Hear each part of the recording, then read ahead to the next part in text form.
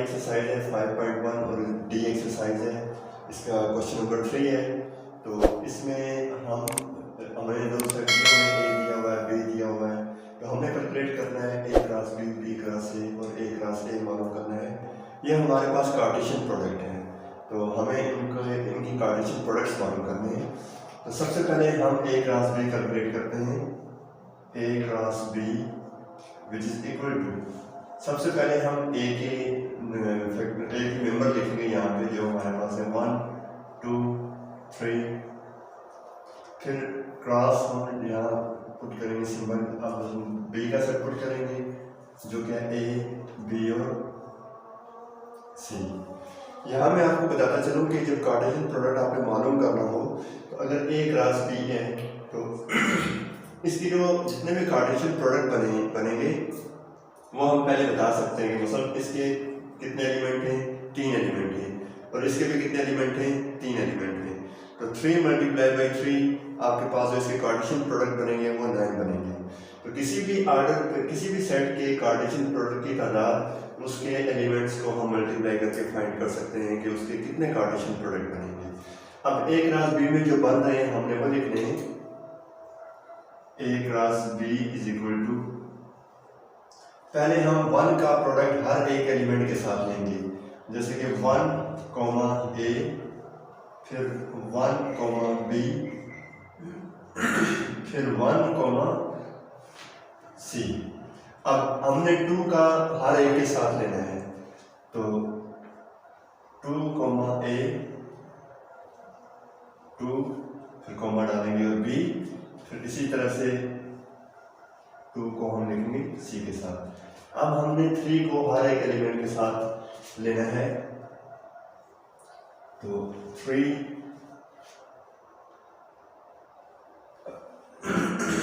Comma ए,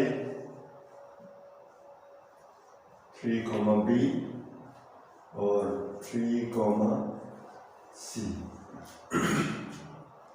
अब यहाँ हम इसको कैलकुलेट कर सकते हैं 1 2 3 4 5 6 7 8 और 9। तो ये आपके पास जो प्रोडक्ट बना है ये 3 मल्टीप्लाई बाई 3 मतलब 9 आपके पास कार्टेशियन प्रोडक्ट बने हैं। इसी तरह से अब दूसरी चीज़ आपने कैलकुलेट करनी थी बी क्रॉस ए। तो बी क्रॉस ए में आप पहले बी लिखोगे फिर ए लिखोगे। बी के एलिमेंट्स क्या हैं, ए बी सी, फिर क्रॉस लगाएं, फिर ए के एलिमेंट लिखें 1 2 और 3।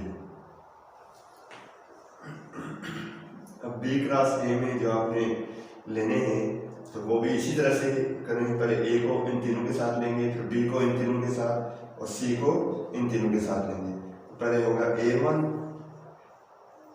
A2 A3, अब बी को लें B1 B2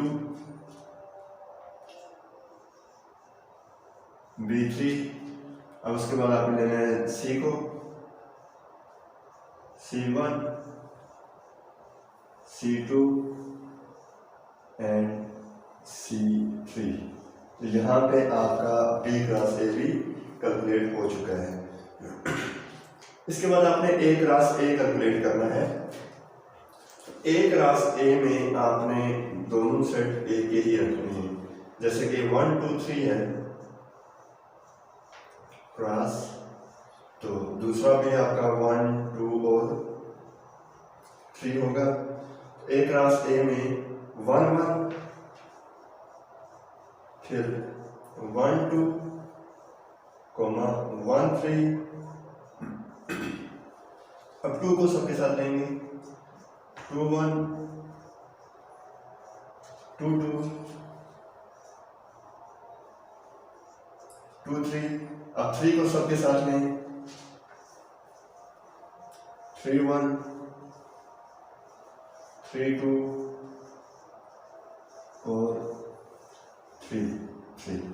तो यहाँ पे जो भी सेट दिए हुए हैं और उन सेट्स के मुताबिक आपको किसी भी कार्टेशियन प्रोडक्ट को मालूम करने को कहा जाए, चाहे वो ए क्रॉस ए है, ए क्रॉस बी है, बी क्रॉस ए है या बी क्रॉस बी है, तो आप उसी तरह से कैलकुलेट कर सकते हैं। तो यहाँ पे ये आपका सवाल कंप्लीट हो जाता है और इससे रिलेटेड आपको जो भी कार्टेशियन प्रोडक्ट लेने को कहा जाए वो आप इसी मेथड पे इसको फाइंड कर सकते हैं। नेक्स्ट हमारे पास क्वेश्चन नंबर 4 है। इसमें आपको सेट ए भी दिया हुआ है, बी भी दिया हुआ है और आपने प्रूव करना है कि A cross B is not equal to B cross A. मतलब जब इन दोनों का हम कार्टेशियन प्रोडक्ट लेते हैं, जब ए क्रॉस बी लेते हैं वो और जो बी क्रॉस ए लेते हैं, ये दोनों आपस में इक्वल नहीं होते। तो वैसे भी अगर हमारे पास ए और बी दो ऐसे सेट हैं जो कि इक्वल नहीं हैं, तो इनका कार्टेशियन प्रोडक्ट जो है ये कम्यूटेटिव नहीं होता, मतलब कि ए क्रॉस बी क्रॉस ए के इक्वल नहीं होता। तो हम यहाँ पे प्रूव भी कर लेते हैं। तो सबसे पहले इसके लिए हमें ए क्रॉस बी कैलकुलेट करना होगा। A cross B is equal to -1 0 2 3, फिर क्रॉस बी का सेट लिखें 5 6 7। A cross B is equal to, अब इसके देखिए 4 एलिमेंट्स हैं, इसके 3 एलिमेंट्स हैं, तो हमारे पास जो टोटल बनेंगे वो 12 एलिमेंट्स पेयर्स बनेंगे, ऑर्डर पेयर्स बनेंगे। तो सबसे पहले -1 को हर एक के साथ लिखें, -1 5 -1 6 -1 7। अब इसके बाद 0 को हर एक के साथ लिखें, 0 5 0 6 0 7। अब उसके बाद 2 को हर एक के साथ लिखें, 2 5 2 6 2 7। अब 3 को लिखें 3 5 3 6 एंड 3 7। तो ये आपके पास ए क्रॉस बी, उसके कार्टेशियन प्रोडक्ट सारे आ गए हैं, एलिमेंट्स आ गए हैं, ऑर्डर पेयर आ गए हैं। अब आपने कैलकुलेट करना है बी क्रॉस ए। तो बी क्रॉस ए में पहले आपने बी का सेट लिखना है 5 6 7 क्रॉस। अब ए का सेट लिखें -1 0 2 3। अब यहाँ पे इनको अब ऑर्डर पेयर इनके बनाते जाए। 5 को पहले इन चारों के साथ लिखें, 5 -1 5 0 5 2 5 3। इसी तरह से आप 6 को हर एक के साथ लिखें, 6 -1 6 0 6 2 6 3। अब उसके बाद आपने 7 को हर एक के साथ लिखना है, 7 -1 7 0 7 2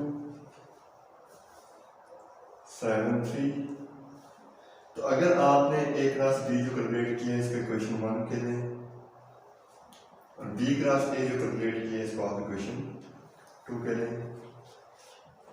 अब आप इनको कंपेयर करें, आप इनको देखें कि जो ए क्रॉस बी के जो ऑर्डर पेयर्स हैं वो और जो बी क्रॉस ए के जो ऑर्डर पेयर्स हैं वो आपस में इक्वल नहीं आ रहे, ये टोटली डिफरेंट हैं।